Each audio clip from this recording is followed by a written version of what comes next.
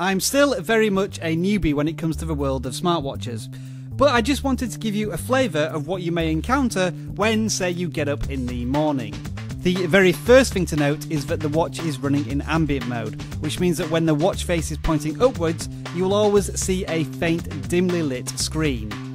This is what it looks like when you actually activate the watch, and as you can see, there is currently a notification for a radio show which is running a sports broadcast. You're on the right track to getting back there anyway. I mean, I can't tell you I believe he will win. I think he's...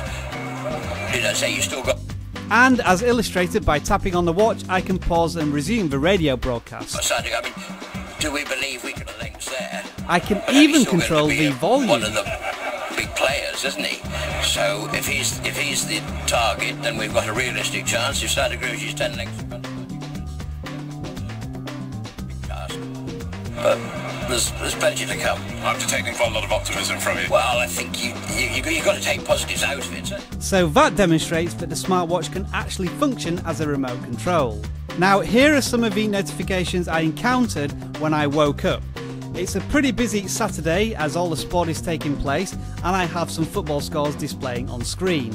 This particular notification is coming from my favourite football team, and I've actually set an application on my smartphone to alert me of the score. When a notification is displayed on screen, you can swipe from right to left to go through different screens, and in this particular example, scroll up and down to get more details. There's also usually the option to open the native application on your smartphone, and in this one you can also refresh the score. At the moment I'm still not sure if there is a quick way to go back to the main screen. As you saw there, I had to back out of all the screens that I was in. This notification comes from a podcast I have just downloaded on my smartphone, and then usually twice a day in the morning, and then mid-afternoon you tend to get fitness updates. Unfortunately, I haven't been very active just yet today, but again, it's another example of where I can swipe from right to left, tap on a button, get an option, and then scroll up and down. The information here isn't that accurate. I certainly did some activity yesterday, but for some reason it's not displaying. But when it does work, it's pretty good because you have to put no effort into tracking all this. It just marks it down as you're going about your daily business. Although you do have to take manual heart rates, and it does seem quite accurate as I do have a freakishly low heartbeat. Again, notice the way I'm backing out of these screens, it all does feel a little bit clunky. Weather is another notification that comes up on a daily basis, and it does give you a forecast. One criticism of the Moto 360 is the ancient processor, and it's demonstrated right there with some shoddy frame rate. Now, all of the notifications that have appeared so far on my smartwatch I have appreciated, but I seem to get into this daily war with football scores from random matches appearing on the watch that I'm just not particularly interested in.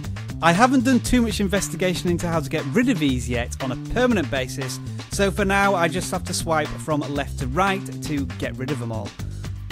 I assume the solution to this is to go into my Google Now account and stop these appearing, but I just haven't had the time to do it yet.